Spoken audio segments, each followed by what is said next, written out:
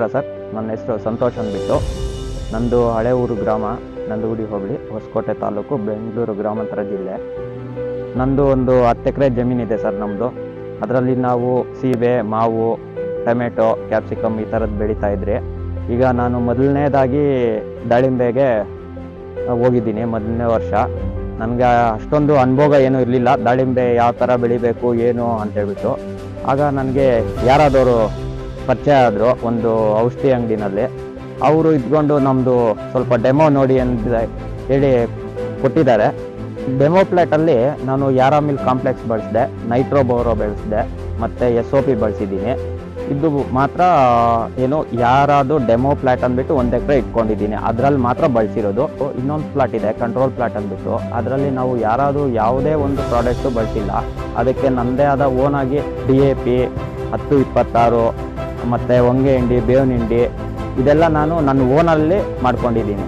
ಆದರೆ ಯಾರ ಪ್ಲಾಟಲ್ಲಿ ನಾನು ಯಾರಾದ್ ಬಿಟ್ಟು ಬೇರೆ ಯಾವುದೂ ಬಳಸಿಲ್ಲ. ಗಿಡ ಕಟ್ ಮಾಡಿದ್ದಾದಮೇಲೆ ಬಡ್ ಬರ್ತಾಯಿತ್ತು ವೆಜಿಟೇಟಿವ್ ಟೈಮಲ್ಲಿ. 17-0-17 ರೆಗಾ ಅಂದ್ಬಿಟ್ಟು ಒಂದು ಪ್ರಾಡಕ್ಟ್ ಕೊಟ್ಟೆ. ಆದ ನಂತರ ಹೂವು ಬರೋ ಟೈಮ್ಗೆ ಮೈಕ್ರೋ ನ್ಯೂಟ್ರಿಯೆಂಟ್ಸ್ ಇರೋಂಥದ್ದು 11-40-11 ಅದನ್ನು ಕೊಟ್ಟೆ.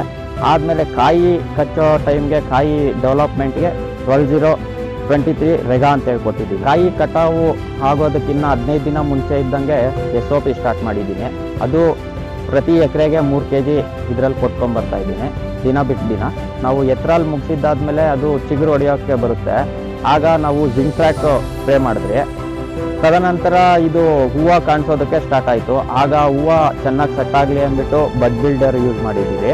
ಕಾಯಿ ಡೆವಲಪ್ಮೆಂಟು ಮತ್ತು ಸೈಜು ಕಲ್ಲರ್ಗೆಲ್ಲ ಸ್ಟಾಪ್ ಇಟ್ ಯೂಸ್ ಮಾಡಿದ್ದೀವಿ ಸರ್. ಕಂಟ್ರೋಲ್ ಪ್ಲಾಟ್ದು ಮತ್ತು ಯಾರಾ ಪ್ಲಾಟ್ದು ವ್ಯತ್ಯಾಸಗಳು ಹೇಳೋದಾದರೆ, ಮೊಗ್ಗು ಬರೋ ಟೈಮಲ್ಲಿ ಮೊಗ್ಗು ಸೈಜು ಮತ್ತು ಗಿಡದಲ್ಲಿ ಮೊಗ್ಗುವಿನ ಸಂಖ್ಯೆ ಜಾಸ್ತಿ ಇತ್ತು.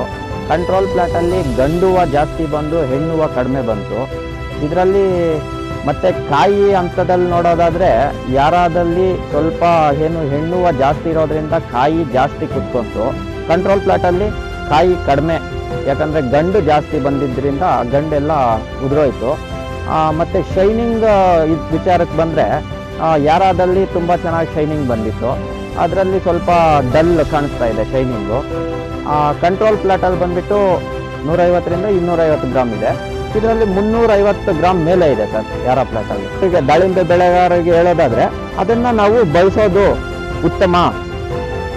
ಅದರಿಂದ ಯಾರಾದರೂ ಪ್ರತಿಯೊಬ್ಬರು ಬಳಸಿ. ನಮ್ಮ ಯಾರ ನಮ್ಮ ಮೊದಲ ಆಯ್ತು.